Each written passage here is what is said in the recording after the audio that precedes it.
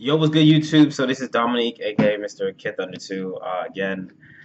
So this video is going to basically be on what my OCS board was like, and this is pretty much off the dome. And it's not super planned or anything with this video. I just know that I was talking to a guy and he wanted to know what my board was like, so I figure it would be good to let everybody know what an OCS board is like. So basically, when you go to an OCS board, you have well, first you have two boards. You have your battalion board, and then you have your USAREC board. Your USAREC board is what actually gives the final decision.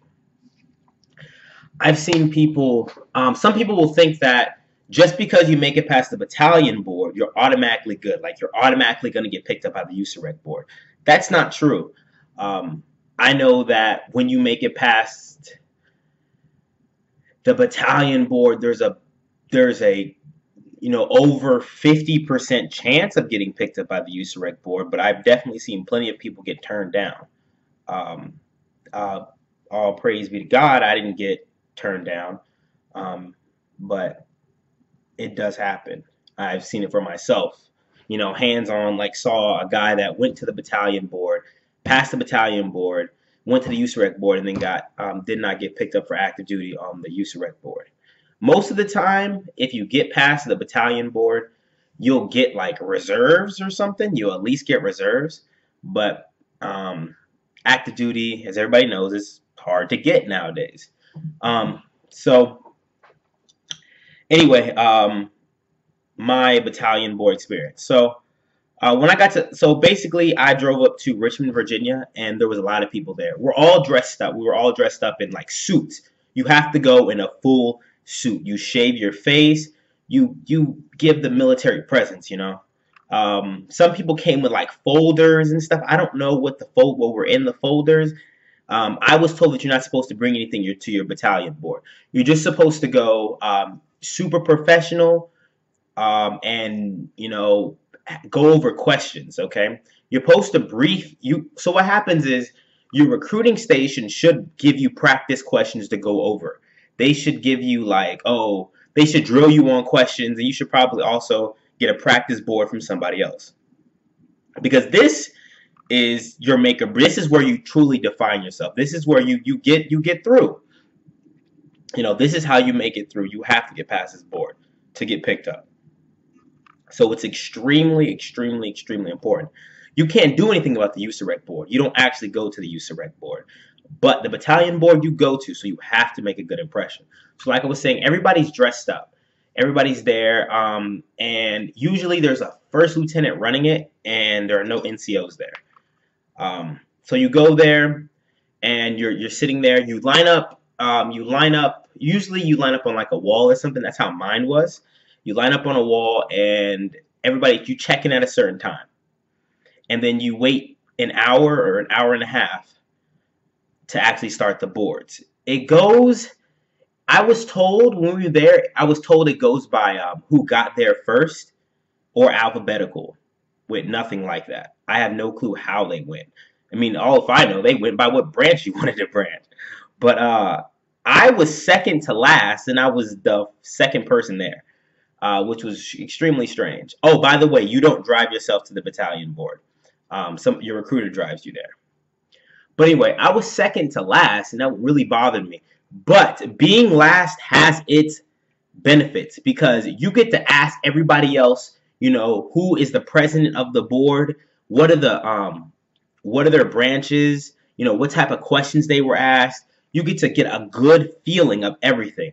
The speed of your battalion board of your interview basically means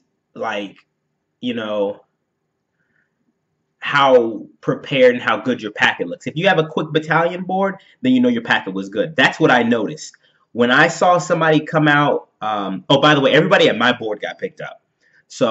But there were different lengths. And one person would go in, and they'd come out, and then there'd be like a 20-minute wait till the next person actually came in. Because they had to review the packet, look through it and everything. And when I mean they ask you the craziest questions, they ask you the craziest questions. And nothing is off limits.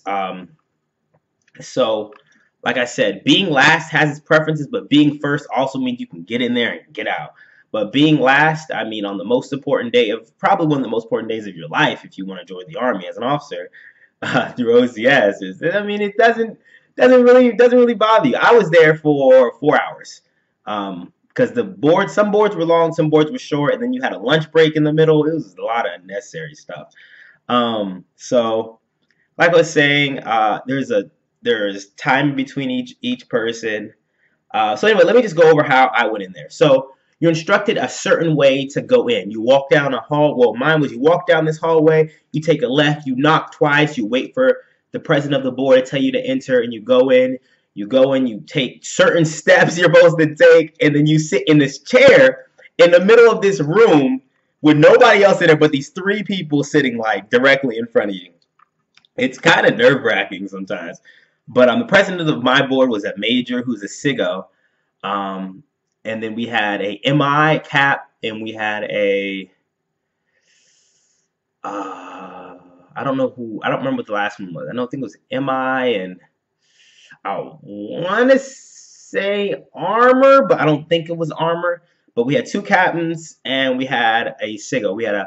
Our major was a signal officer for the president of the board, and they have your whole packet there. So they look through your whole packet. I think the craziest question I got asked was like, my board was quick. I mean, my board was quick. My board was really quick. My board was the quickest there. And the only reason I know my board was quick, I thought my board was long. Because you get in there and you think it's long. And they asked me a lot of questions. My questions just went quick. One question took me a long time to answer.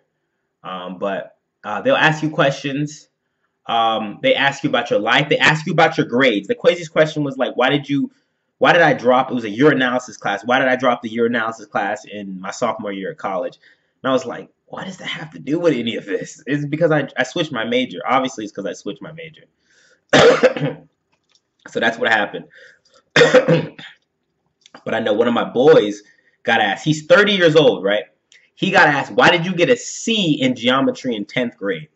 Like, they will ask you the most off-the-wall questions, like that you will have no clue, but you have to come up with a good answer for it. You have to come up with a good answer. That's very important. You have to know what you're doing. So the biggest thing you can do is be prepared by looking up OCS board questions. I would say even look up questions from any other branch because, you know, they're just trying to get to know you, trying to get a feel. They're trying to get your integrity and character intact. I think that's the biggest thing that they're really looking for. So yeah, just make sure you get that done. That's really, really important. Get some practice board questions in. Let's see here, and that's really about it. That day if they recommended you, if you get your ProRec, you get your professional recommendation. If you get your ProRec, you're good. Then you only have to wait till the USAREC board meets. USAREC boards meet any time of the year. It doesn't really matter. But the battalion boards, like I said, they're usually, those can be moved. Oh, I forgot to say that. They can be moved. They can be canceled. I have seen it happen to one guy. Because you got to keep in mind, I've seen a lot happen because it took me 11 months to get to submit my packet.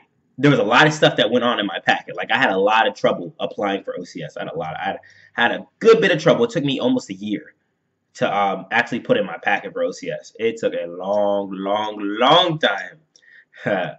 But like I said, what was I saying? I'm just going off the top of the head. I should have planned this out better. But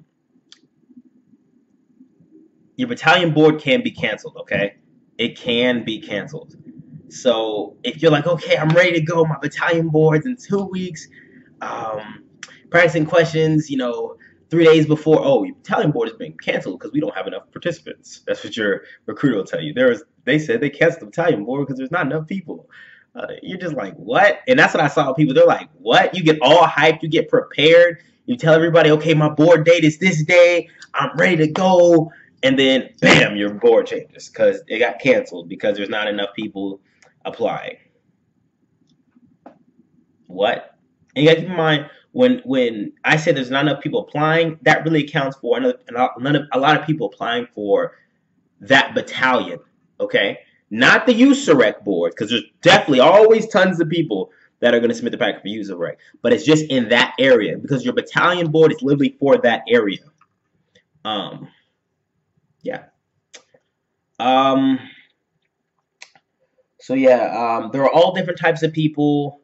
Nobody else really wanted my branches. I only want combat support branches. Um, and that's about it. If somebody has any questions, make sure to let me know. But that's really the best I can give you about my OCS board experience, my battalion board experience. Of course, my USAREC board, again, I was not there because it's the USAREC board.